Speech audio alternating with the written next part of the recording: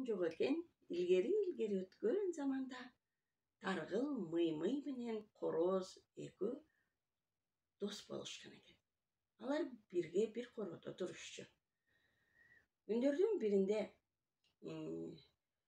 таргыл мыймый мергенчиликке кетет.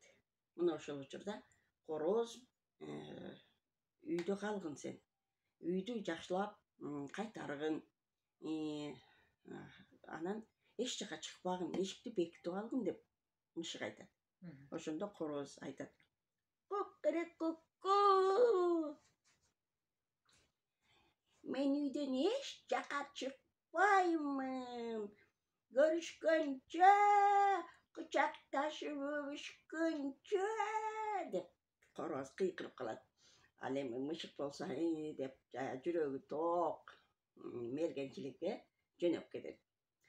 Ошол учурда мышык алыстап кеткенден кийин көптөн бери аңдып келе жаткан баягылардын үйүн дайыма акмалап жүргөн, ушу корозду кантип колго түшүрсөм деп жүргөн түлкү акырын эшигин алдына келет.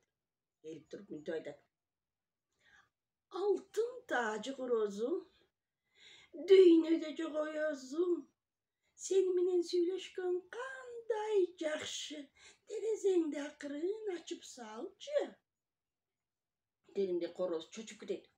"Ой, эй, сен кимсиң? Мени мактаган.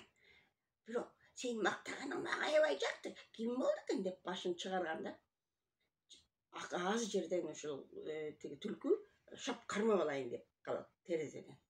Терезесин жаап, эшигин баарын бекитип коркуп калат да. Анан: "Эй, түлкү, жаныма жолобогун.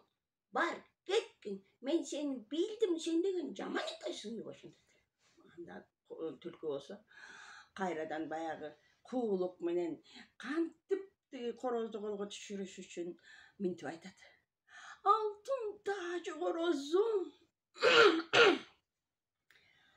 дүйнөдө жок оёзум, сени менен сүйлөшкөн кандай жакшы.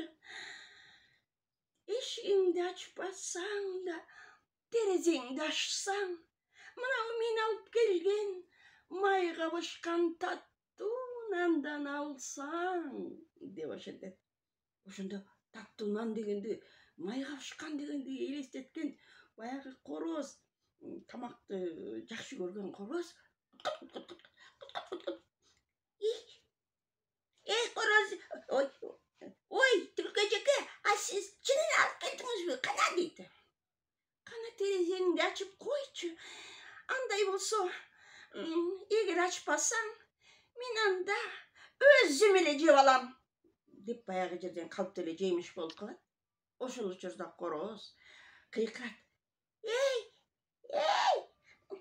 түлкү эжеке, мына мен үйдөн чыгып келатам, мына" деп ошентип короз үйдөн шарт эшигин ачып чыкканда, баягы жерден калп эле нанды жемиш болуп аткан түлкү баягы жерден баягы корозду кубалап жөнөйт.